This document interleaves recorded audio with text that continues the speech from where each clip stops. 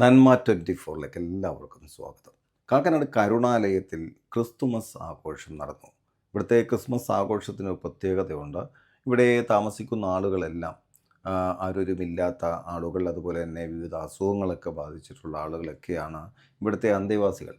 അവരുടെ ആഘോഷത്തിൽ പങ്കെടുക്കാൻ ഭാരതമാതാ കോളേജിലെ വിദ്യാർത്ഥികൾ, അതുപോലെ തന്നെ ജാതിമത വ്യത്യാസമില്ലാതെ ഒരുപാട് ആളുകൾ ഇവരോടൊപ്പം ഈ ക്രിസ്മസ് ആഘോഷിക്കാനായി ഇവിടെ എത്തി. പൂജയോടെ ആരംഭിക്കാം. അതിനായി കരുണാലയത്തിലെ അമ്മമാരെ എത്രയും സ്നേഹത്തോടെ സ്വാഗതം ചെയ്യുന്നു.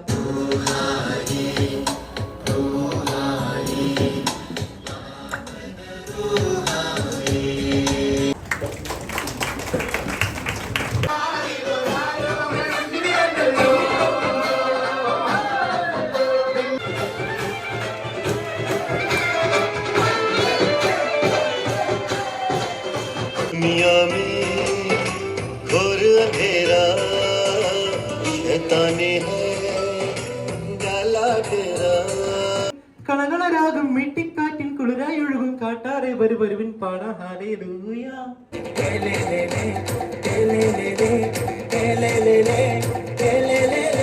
ഏഴുവട്ടം നടന്നു, കോട്ട ചുറ്റി നടന്നു, ഏഴുവട്ടം നടന്നു, ഏഴുവട്ടം മൂതിയപ്പോൾ കോട്ട മതിൽ തകർന്നു.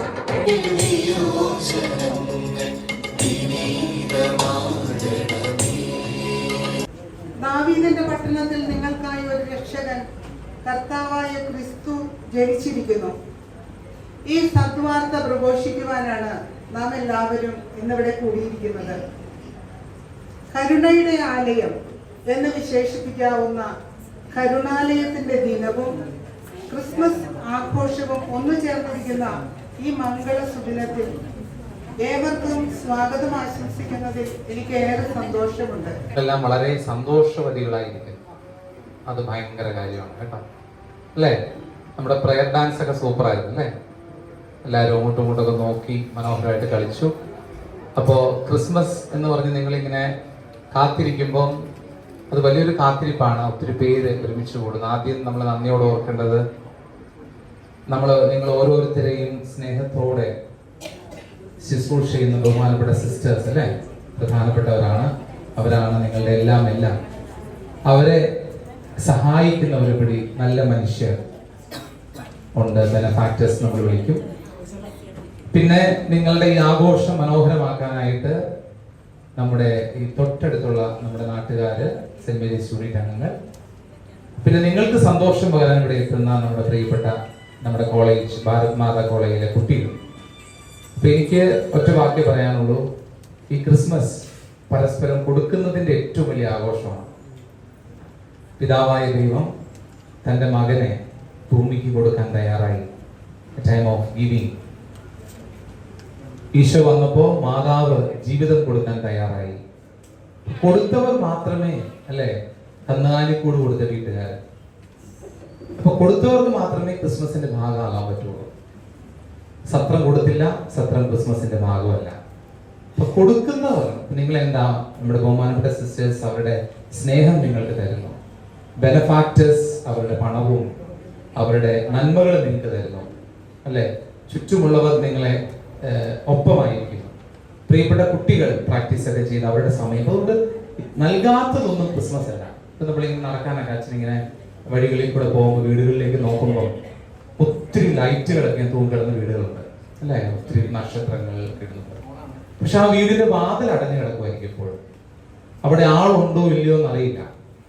എത്രായിരം നക്ഷത്രങ്ങൾ ഇട്ടാലും നമ്മുടെ ഭവനങ്ങൾ മറ്റുള്ളവർക്ക് വേണ്ടി ഉപകാരം ചെയ്യുന്നില്ലെങ്കിൽ, നമ്മുടെ ഭവനങ്ങളുടെ വാതിൽ തുറന്ന് ആർക്കെങ്കിലൊക്കെ ഉപകാരം ചെയ്യുന്നില്ലെങ്കിൽ, ആയിരക്കണക്കിന് നക്ഷത്രങ്ങൾ തെളിഞ്ഞാലും ഈശോ ക്രിസ്മസ് അവിടെ ഉണ്ടാവില്ല.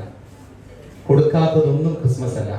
അപ്പൊ നല്ല അല്ലേ, നിങ്ങൾ അങ്ങോട്ടും ഇങ്ങോട്ടും കൊടുക്കാൻ സാധിക്കട്ടെ. എല്ലാ ആശംസകളും നേരുന്നു. പങ്കെടുക്കാൻ സാധിച്ചതിന് വളരെ ഒരു സന്തോഷമായിട്ടാണ് ഞാൻ കരുതുന്നത്.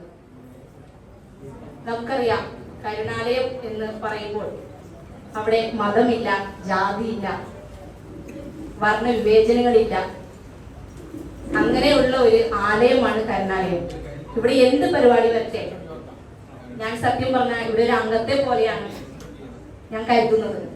എന്ത് ആവശ്യം വന്നാലും അപ്പോൾ മദർ ഇങ്ങനെ മൂന്ന് വർഷം കൂടുമ്പോൾ മാറിക്കൊണ്ടിരുന്നാലും മദർ എല്ലാവരും നമുക്ക് വേണ്ടപ്പെട്ടവർ തന്നെയാണ്. എന്താവശ്യം വിളിച്ചാലും ഞാൻ വരാറുണ്ട്. അപ്പോൾ സത്യം പറഞ്ഞാൽ കരുണാലയം എന്ന് പറഞ്ഞത് ഞാനിവിടുത്തെ ഒരു അംഗം തന്നെയാണ്. സത്യം പറഞ്ഞാൽ ഇവിടെയുള്ള അമ്മമാരെല്ലാവരും ഭയങ്കര ഭാഗ്യം ചെയ്തവരാണ്.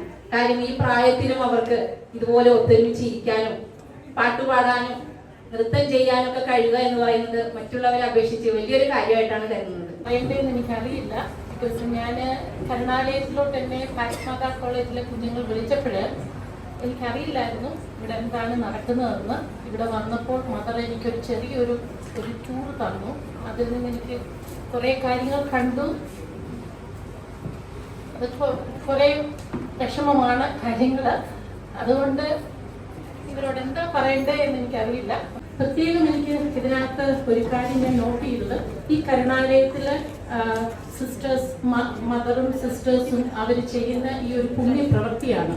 എത്രമാത്രം സഹിഷ്ണുതയും സ്നേഹവും കഷ്ടപ്പാടും ഇതൊക്കെ ഇതിന്റെ പുറകിലുണ്ട്.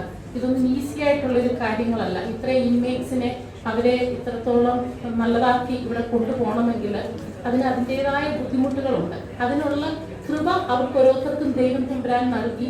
അതിന് ഞാൻ ദൈവത്തെ സ്തുതിക്കുന്നു. അപ്പം നിങ്ങൾക്ക് വേണ്ടിയിട്ട് നല്ല പാട്ടുകളും ഡാൻസും കുറേ പൂക്കളും ഡെക്കറേഷനും സ്റ്റാറും ലൈറ്റും ഒക്കെ തരുന്നു. അപ്പം നിങ്ങളുടെ ജീവിതത്തിലും അതൊരു സന്തോഷത്തിൻ്റെ മണിക്കൂറുകളാണ്. ഈ 2-3 മണിക്കൂർ നിങ്ങൾ ശരിക്കും ഒരു ആനന്ദത്തിലാണ് ഇവിടെ ഇരിക്കുന്നത്.